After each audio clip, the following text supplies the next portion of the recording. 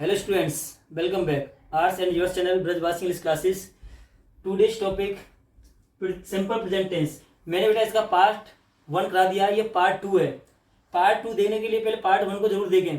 बेटा मैंने आपकी थोड़ी सी प्रॉब्लम और सॉर्ट आउट कर दी है.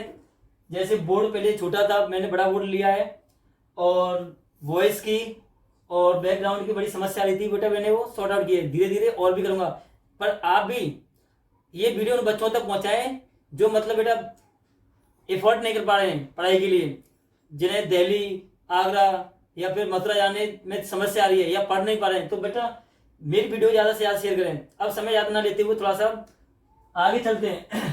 सिंपल प्रेजेंट टेंस मैंने बेटा इसमें स्ट्रक्चर करा दिया था. अब इसमें और क्या क्या आता है मैंने बताया था आपको. एक तो होता था आपका subject plus V1 V5 plus object. जैसे मिलेगा रमेश सेब खाता है. तो मैंने बताया था बेटा रमेश ईट्स एप्पल, जो कि आपका क्या बेटा गलत है. अब तुम कहेंगे सर गलत कैसे, देखिए. अब बात आती है रमेश ईट्स एन एप्पल होगा. अब बात सर एन एप्पल क्यों होगा, मेरे पास कितना मार्कर है, एक. मैं कहूंगा मैं मार्कर से पढ़ाता हूं. अब ये नहीं कहूंगा ना एक मार्कर से पढ़ाता हूं. इसलिए हमें ये ध्यान देने वाली बात है कि हम नाउन से पहले आर्टिकल का यूज करते हैं. बट किस नाउन से पहले करते हैं ये नाउन वाले चैप्टर में कराएंगे. मैंने लिखा गाय, गाय घास, गाय घास खाती है. ठीक है बेटा. मैंने लिखा गाय घास खाती है. अब आप लोग कहेंगे the cow cows eat the grass. बेटा ये भी गलत है. क्यों? क्योंकि प्लूरल नाउन से पहले किसी आर्टिकल का प्रयोग नहीं करते. आप करेंगे काउस ईट द ग्रास. तो बेटा ये छोटी छोटी मिस्टेक आपके एग्जाम में आती हैं. अब थोड़ा सा आगे बढ़ते हुए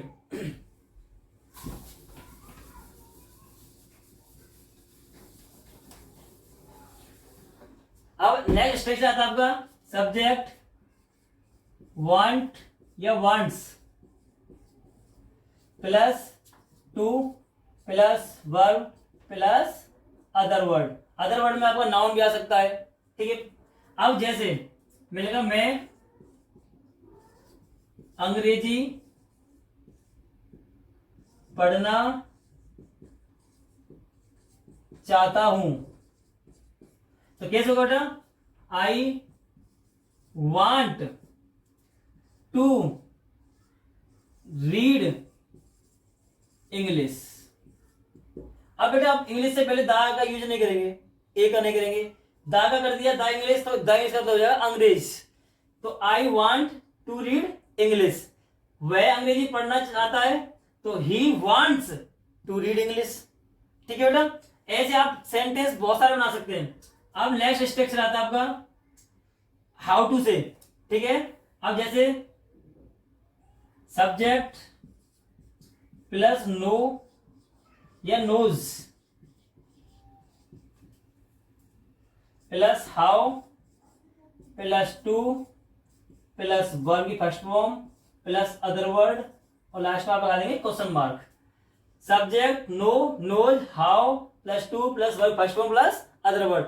अब इसका मीन्स कैसे होता है सर प्रेजेंट में. देखिए मैंने कहा मैं तैरना जानता हूं. ठीक है. तो कैसे रहेंगे, I know subject I know. अब हाउ टू क्या swim. I know how to swim. मैं अंग्रेजी पढ़ना जानता हूं तो I know how to read English. ठीक है बेटा. आप खाली में बैठो बेटा, आप पेन पेंसिल लो और तुरंत नोट करिए आप इसे. ठीक है. नेक्स्ट स्ट्रक्चर आता है आपका subject plus is are am, subject is are am plus to plus verb की first form plus other word. अब इसका मतलब क्या होता है बेटा, इसमें इज आर एम आया, टू आया, इसका मतलब वाला। जैसे मैं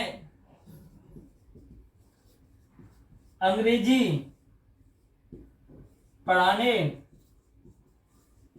वाला हूं, तो कैसे रहेंगे, I am to teach English.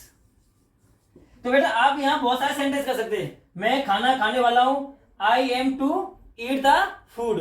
मैं नाचने वाला हूं, या वह गाना गाने वाली है, तो सी इज टू डांस। तो बेटा आप ऐसे बहुत सारे सेंटेंस बना सकते हैं। मुझे ज्यादा बातें नहीं करनी है क्योंकि मुझे पढ़ाना है। ठीक है बेटा, आप नोट करते जाइए तुरंत और लिखते। नेक्स्ट स्ट्रक्चर अब आपका सब्जेक्ट प्लस हैज और हैव।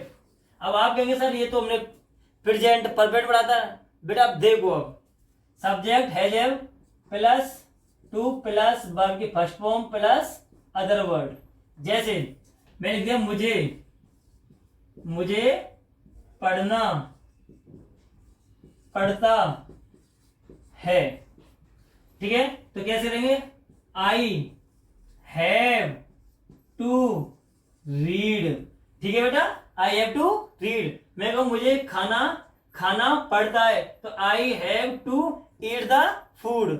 अब नेक्स्ट स्ट्रक्चर आता है बेटा आपका, इसी में ये प्रेजेंट का सारा। अब आता है there plus is are nothing but noun. मैंने स्ट्रक्चर लिखा नेक्स्ट आपका there is are nothing but noun. अब जैसे सर इसका क्या मीन्स होता है, मैंने कहा पानी ही पानी है, पानी ही पानी है। अब आप लोग जाते कहीं भी, तुमने कहा यहां पानी ही पानी है, चलो यहां लगा देते हम। तो आप कैसे रहेंगे, there is nothing, there is nothing but water, but water here, sorry यहां। ठीक है, ऐसे आप कर सकते हैं, यहां धूल ही धूल है, there is nothing but dust here. वहां लड़कियां ही लड़कियां हैं, there is nothing but girls there. तो ऐसे बेटा आप हजारों सेंटेंस बनाइए और सीखें, रटना नहीं है, सीखना बेटा। इसीलिए तो मैं यूट्यूब पर आया हूं, ब्रजवासी क्लासेस। बेटा नेक्स्ट स्ट्रक्चर मैंने कहा subject plus do plus does plus verb की first form plus other word. अब आप कहेंगे सर डू डज तो हमने नेगेटिव में पढ़ा था। नहीं, यही तो समझना बेटा। मैंने कहा मैं पढ़ता तो हूं, जहां पे कंपल्सन हो। ठीक है, तो कैसे रहेंगे, आई डू रीड, मैं पढ़ता तो हूं। जैसे वह खाता तो है, तो ही डज ईट। तो बेटा आपने देखा कि आई के साथ डू और ही के साथ डज, ये तो आपको पता ही है, सिंगुलर सब्जेक्ट और प्लूरल सब्जेक्ट के साथ हम क्या लगाते हैं। अब नेक्स्ट स्ट्रक्चर आता है आपका, स्ट्रक्चर आपका subject plus do plus does plus nothing plus but plus verb की फर्स्ट फॉर्म। चाहो तो आप लास्ट में वर्ड भी लगा सकते हैं। जैसे वह पढ़ता ही रहता है, कहते ना वो पढ़ता ही रहता है, कुछ नहीं करता, पढ़ता ही रहता है, वो खाता ही रहता है। ठीक है, तो he does nothing but read. तो बेटा मैंने आपको बहुत सारे सेंटेंस दिए हैं जो आपने कभी ना किए होंगे, आई होप। बट अगर किए हैं तो आपका रिवीजन हो गया होगा। बेटा वीडियो ज्यादा से ज्यादा शेयर करें, मैं बीच बीच में यही कहता रहूंगा, उन बच्चों तक पहुंचाए जो आज तक नहीं पढ़ पाए, जो टीचरों को ब्लेम करते हैं। अब बेटा मैंने आपको थोड़ा सा बार बार मैं भूल जाता हूँ, अब सब्जेक्ट के बारे में बताता हूँ आपको। अगर मैंने बताया था प्रेजेंट टेंस में सब्जेक्ट यदि आपका सिंगुलर है, यदि आपका सब्जेक्ट सिंगुलर है तो हम वर्ब में एस या एस लगा देते। कब, जब आपका सब्जेक्ट सिंगुलर हो। ठीक है, यदि सब्जेक्ट आपका प्लूरल हो तो वर्ब में एस या एस नहीं लगाते।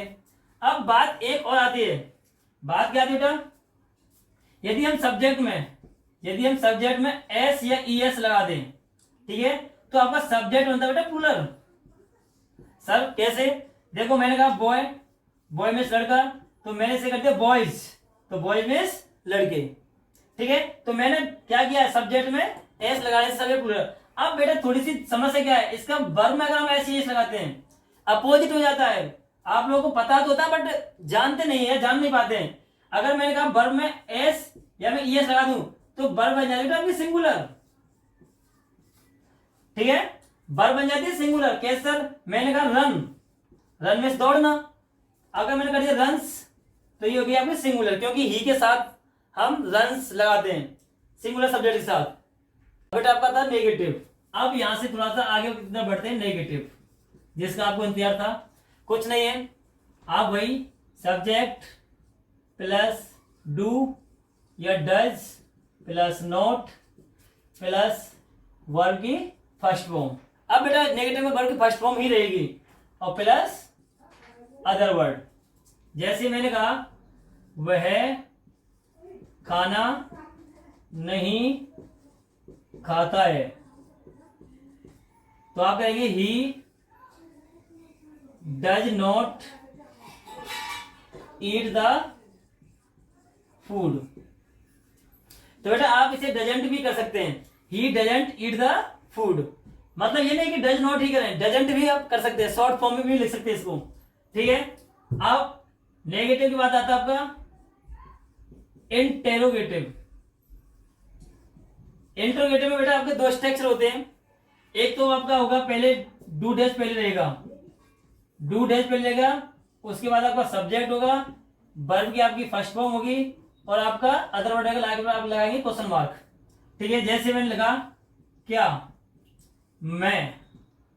मैं तुमको अंग्रेजी पढ़ाता हूं।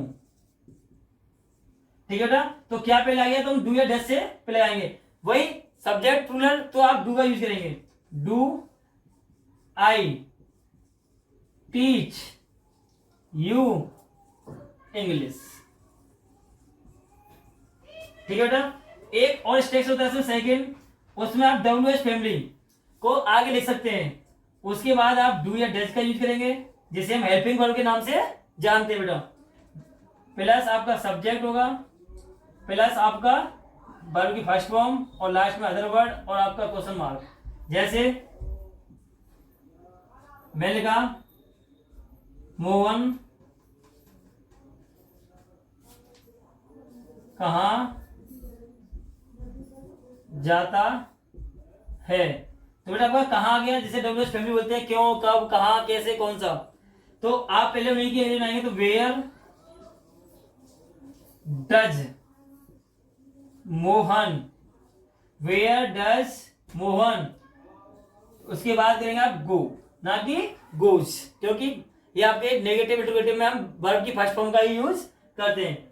इसके बाद बेटा अब आपका आता है इंटरोगेटिव नेगेटिव।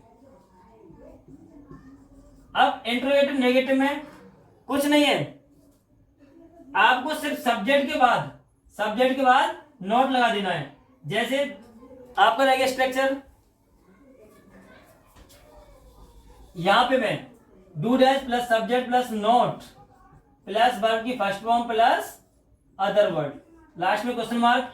यहां पे भी W H family do dash plus subject, इसके बाद आप नोट का यूज कर सकते हैं, not plus verb first form plus other word. अब बात आती है क्या मैं तुमको अंग्रेजी नहीं पढ़ाता हूं, मान लो मैं लिख दिया अंग्रेजी नहीं पढ़ाता हूं, तो बेटा आप कहेंगे do I not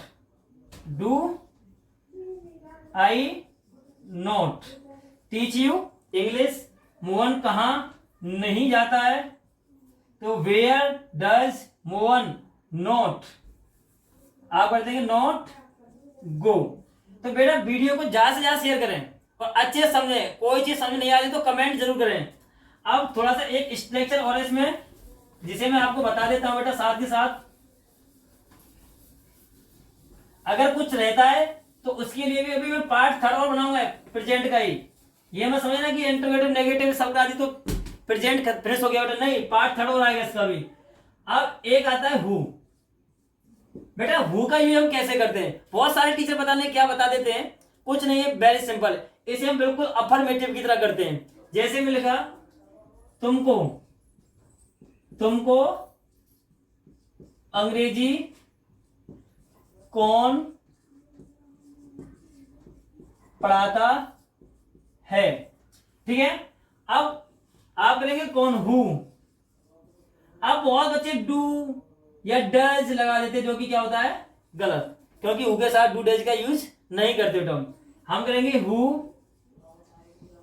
teaches you English. तो बेटा मैंने क्या कहा था, अफर्मेटिव तरह। देखिए इसमें हमने एस या एस लगा दिया है। अगर मैंने कहा तुम्हारे घर में कौन कौन रहता है, बेटा मैंने क्यों दिया है? क्योंकि आप कहते सर हु के साथ टीचर्स करते हैं कि कोई ऐसा भी सेंटेंस है जिसके साथ हम मतलब वर्ब की फर्स्ट फॉर्म लगा सकते हैं। तो देखिए तुम्हारे घर में कौन कौन रहता है, तो हु। अब यहां पे आप लिव्स कर देंगे तो आपको हो जाएगा गलत, क्योंकि बात है कौन कौन, ठीक है, प्लूरल में। तो who live in your family या हाउस, कुछ भी लगा सकते हैं आप। तो who live in your house. तो बेटा आज के लिए इतना ही काफी है। Please follow me and support me. Thanks.